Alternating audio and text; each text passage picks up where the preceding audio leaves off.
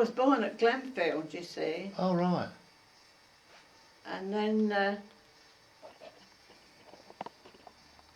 they moved to the Foss, and we went to school off the Foss Road, private school. And then we moved out to Thurmaston. And Frank Fidler built a bungalow for Mother and Father next door to them. Right, And yeah. he, when we moved there was no electricity, so there was lamps. You had to light the the oil lamps. Oil. And my brother was born out there until I was married, and that was in 37. And then we moved into Halkin Street. We had some lovely Sunday school treats in those days. Christmas parties were lovely. There was always a big crowd. The hall was always full. And we had the prize givings then, and the parents all sat around the outside of the edge of the hall, and the children all played in the middle games, and we really had a good time. Lots of young people. A big Sunday school classes in each corner of the room and in the ante-room as well. Such a shame we've lost so many of them. Well, before then I met Eric at the Sunday school, and they invited me to a Christmas party at their house. And then after then, we sort of kept company with one another, joined in all the activities at the meeting, the singing class and we had in those days, and we got married in 37. Abingdon Road? No, Ah. it hadn't got a licence in those days. Oh. It was at the register office. So then we moved into Halkin Street, and from then on the children were born. Rex was born in 1939, and then the war started that year. He was a few months old when the war started. There was bombing in the town, and one sister was killed. I remember that. Yes, that was up near the hall, really, off the London Road where she lived, and she was killed. It was a terrible time in those days. There was a lot of illness. We lost a lot of brethren and sisters. There was some hairdressers, the Croys. They died of TB. We went through the war, which was a struggle, and we had to make do and mend with everything. The food was difficult, but we managed. Nobody went hungry.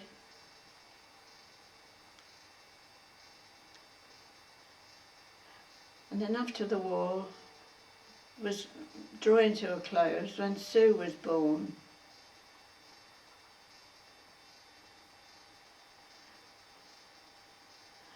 And I had a difficult time with Sue because she had asthma as a baby, and she'd be very ill for perhaps 3 days, and then all of a sudden she'd sit up in a pram and ask for some toast she was amazing, really, and she was over it. That was a worrying time. But she grew out of it. So when we came out of the war, then did you have rationing and that? Did you remember rationing and? The rationing, yes. Well, we were rationing after the war for some time. And if we got a parcel from America, which they did send over some gifts, like we had big tins of apricot jam come. Everybody had one of those. And occasionally there was things sent over from America, which was very acceptable.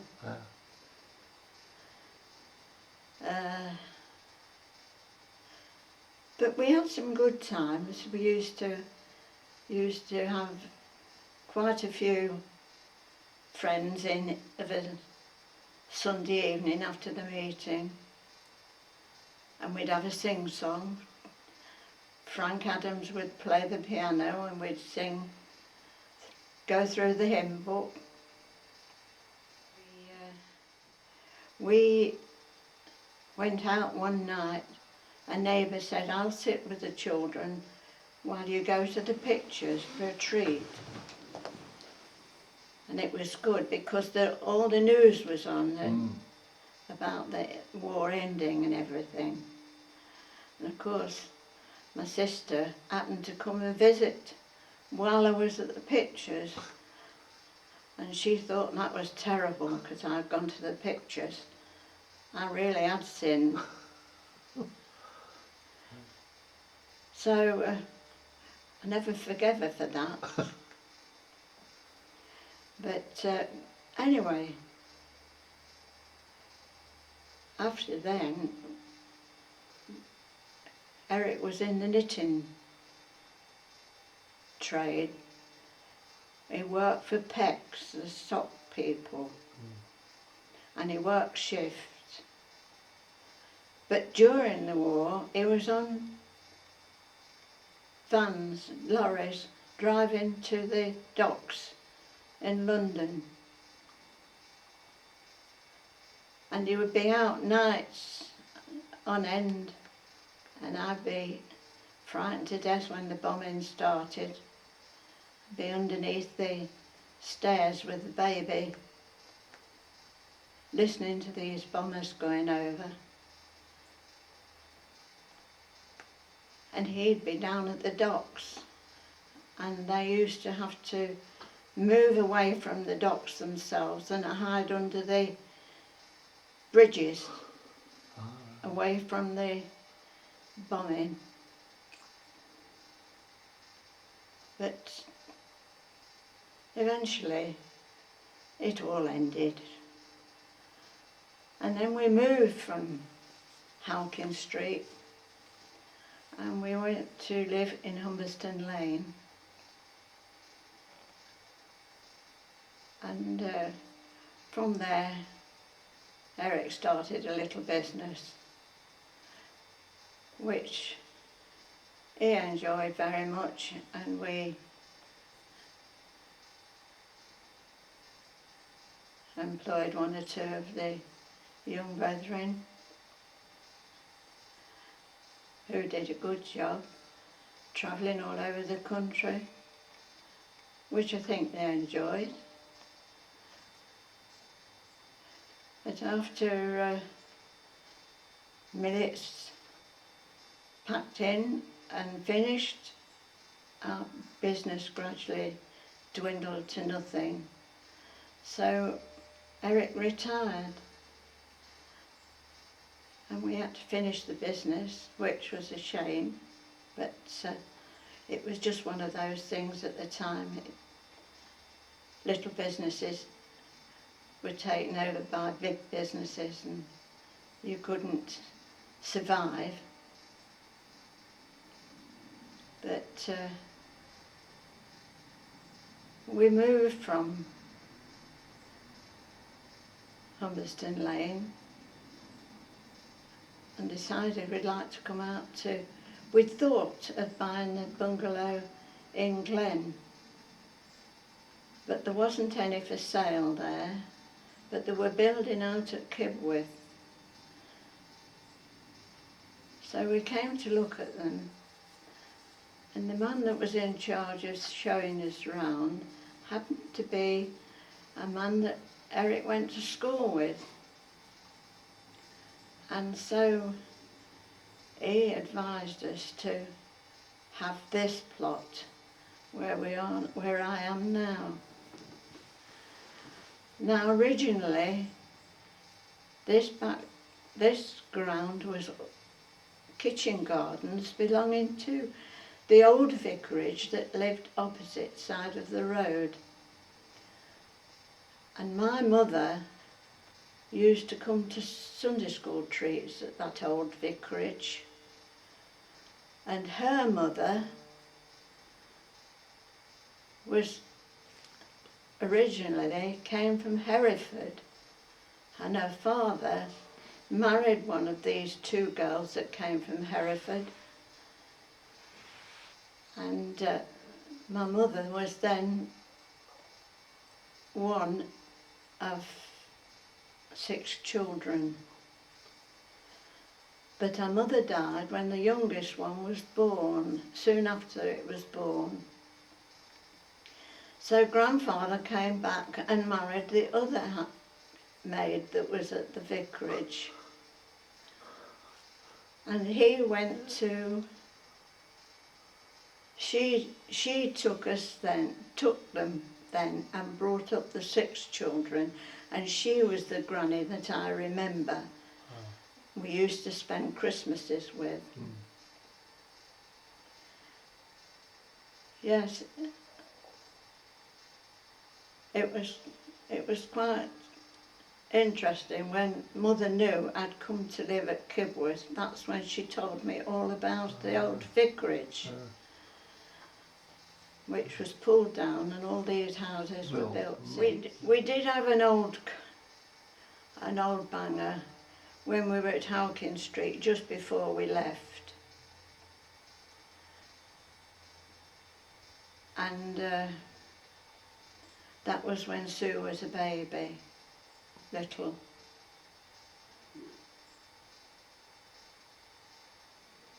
And after then, when we moved to Humberston Lane, we had a Mayflower, Triumph Mayflower, which was a nice little car, that was. Well, after then, he kept changing them. So, in the end, I decided I better learn to drive. So I had some lessons with Eric Mundy. And after a while I managed to pass. And so I was able to take my parents out to do their shopping at that time. And then we moved out here. Eric had his car and I had a little car. I can't remember what it was called, but it was driven by belts. Can't remember what it was called though. Was it a DAF? Was it? A DAF, yeah. I think there was a Yes. car called a DAF. A DAF. And that was ever so useful because I used to go back to Thurmaston 2 or 3 times a week to look after them, take them shopping and dig the garden, cut the grass and all those sorts of things. So that came in very useful. Years ago we did have a motorbike and sidecar, which we all piled in, children. That was before we had a car. And we used to go for the day to the seaside. Yes. I think, trains didn't bother me at all. I wasn't really interested in trains. Well, we had to make all our own toys and things for the Christmas parties and for the children for Christmas. And Eric Launchbury made Susan a little pram for Christmas once. And I managed to buy a second-hand bike for three-wheeler bike for Rex, but I wasn't. The people wouldn't let me have it unless I bought the scooter as well. So I had to have a scooter as well as the bike.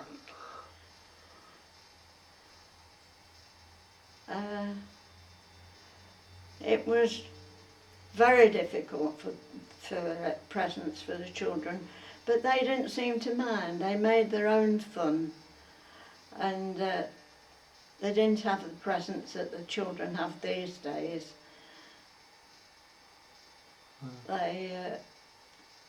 We played with them. We took them out more. The parents seemed to go out with the children more and enjoy. We used to always do our own knitting, and all our baby things were knitted. If we could scrounge a bit of wool from somewhere, and the old jumpers you undid and you washed the wool